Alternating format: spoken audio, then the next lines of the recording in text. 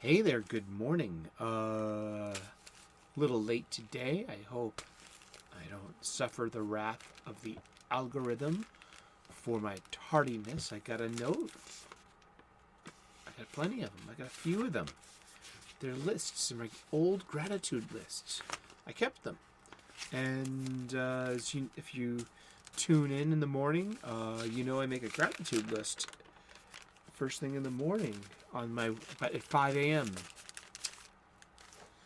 And at 3:30, when I woke up this morning, I rolled out of bed, threw on a kettle, turned on some YouTube,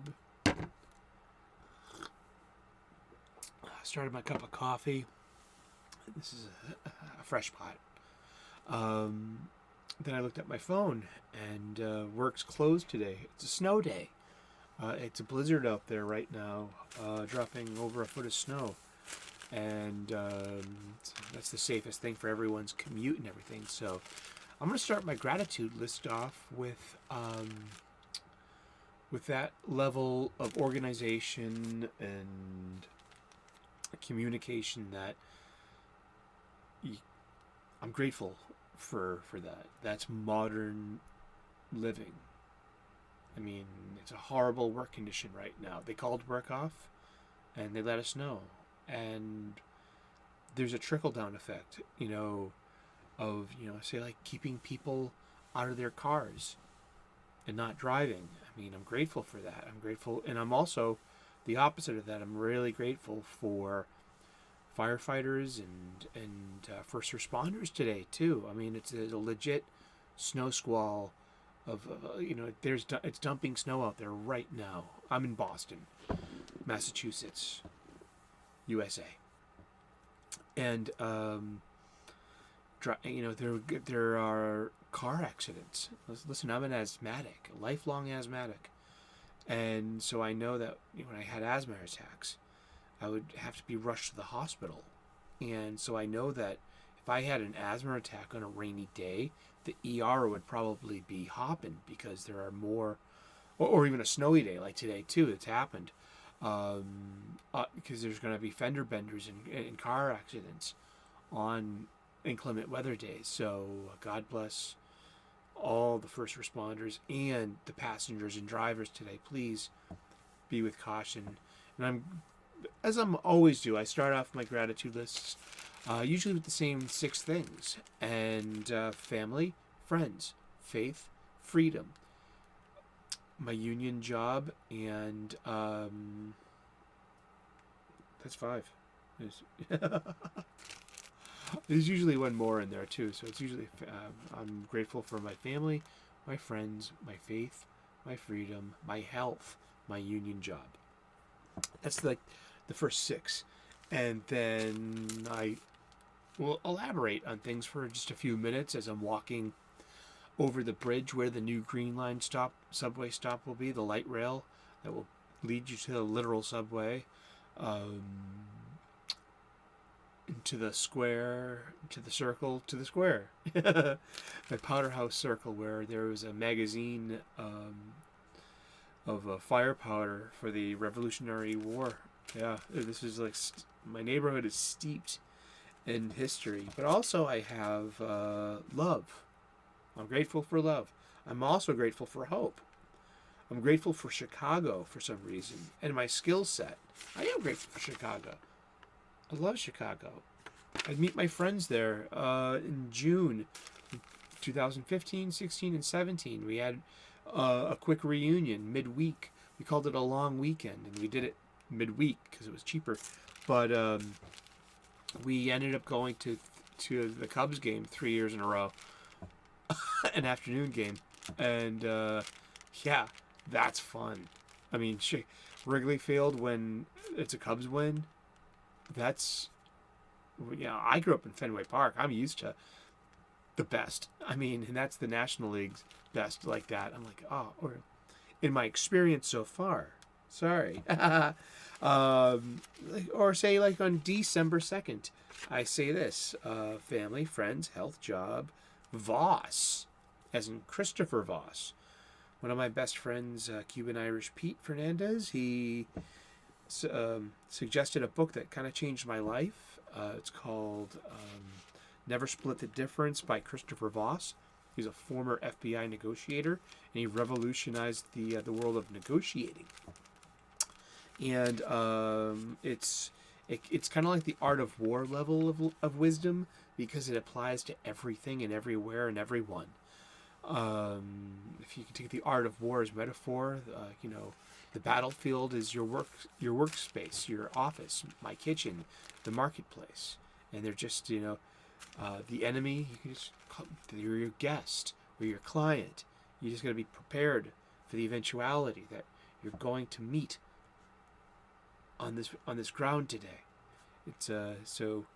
There's a lot of wisdom there. And then Christopher Voss's Never Split the Difference. It was so profound, how to ask questions, how to listen better, how to use empathy. And it was so profound that I bought a copy for my mother, a hardcover, nice one. She read it. Not only did it improve a lifelong of contentious conversations, now we know how to speak to each other better. We kind of have the same rules. We communicate better. We argue better and more constructively. It's just an amazing lifting of. I'm grateful for this. I'm grateful that I'm able to communicate with my mother after all these years. It's wonderful to be free of hey, okay, let's get to the heart of the matter. I'm grateful for Christopher Voss, and I'm grateful for Peter for suggesting. And another one is Montiel's Mantra. One of my coworkers, the pizza guy, and he's from El Salvador, and he's the American dream. Him and his wife came up here 30 more years ago. They've got 2 daughters and a son, and they've all graduated high school and started getting into college. And he owns a home, and he reminds me of my grandfather, who immigrated here from Ireland and did the same thing. He had a family. He was a homeowner. The American dream for the immigrant, and I'm blessed to be his coworker. But we always start the day. We open up a bottle of water. Being a union employee, it's in our contract. We get fresh potable water provided by the client or the management company. So unlimited bottles of Poland Spring or the such. We start off the day. We slam the bottle on the counter. We open it. We say cheers, or we say salud, salud, paz y amor. He's a Guanaco from El Salvador, and salud, paz y amor. Gracias, señor. Gracias, oh Dios. Gracias. And I say thank you. I say señor y señora, because I always say the god or the goddess, however you choose to respect the deity, huh? I'm grateful for a good cup of coffee. But Montiel's Mantra, and that's our, and we was that's where he's the one that would say, I'm grateful and blessed that I can move, that I can walk, that I have legs, that I have hands, that I can work, that I can earn money, and he's grateful for that. So he says that to the Lord Jesus. He's a very Christian man, so he knows that I'm an ordained minister. He knows that I'm very spiritual. He's just sometimes he's a little confused on what do you believe in? But I know the Bible pretty, not well, but decently. But I can communicate with him on that level. You know what I mean? It's one thing if you got Christian friends or Jewish friends or Islamic friends. The more you know about that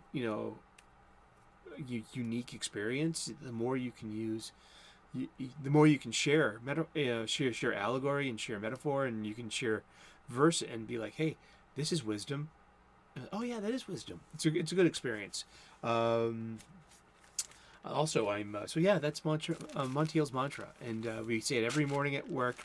And we open up a bottle of water. For me, it's kind of like the Hindu thing about pouring water at daybreak. So, and I always used to say in Spanish too, agua es vida, agua es buena. And we say, salud. And they get a kick out of my Spanish. I work with a lot of Central and South American people who have emigrated here. Salud. Salud, paz y amor y dinero. See? And, yeah, and I'm grateful for books and The Prisoner. I was watching The Prisoner every Wednesday. There was a YouTube show. Yeah.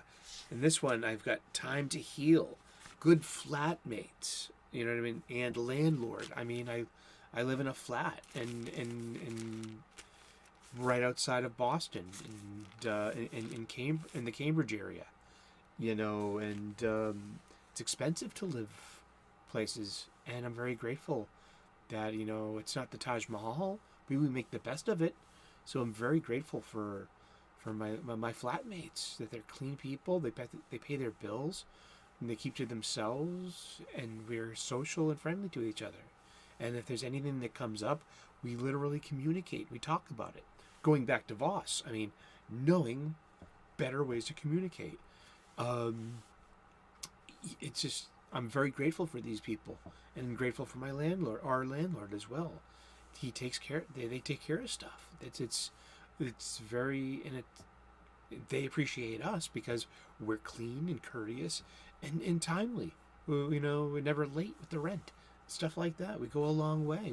I've been here for several years now. I've had one of my flatmates has been here several years as well. So it's I always say that we would make really good astronauts, and that's a very good compliment. You know, of working well and just that meshing of lives. So I'm very grateful for these people. I really am. And what are you grateful for? I'd like to know. Leave your gratitudes in the comment section. When you write down your gratitudes like this, you know, you don't have to even write them down. You can make a YouTube video, you know, but you can, I would literally, I would be having a shitty day and I would read these and I would literally, I'm going to count them. 1, 2, 3, 4, 5, 6, 7, 8, 9, 10, 11. 11 things to be grateful for on December 1st. And that just snapped me out of my funk. And it broke the momentum of the shitty day. And I was able to start over again. It was like hitting the reset button.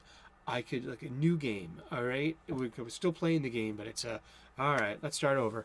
And a lot of life is that, just starting over again. So it gives you that moment to choose something else. And you can choose to continue your shitty day.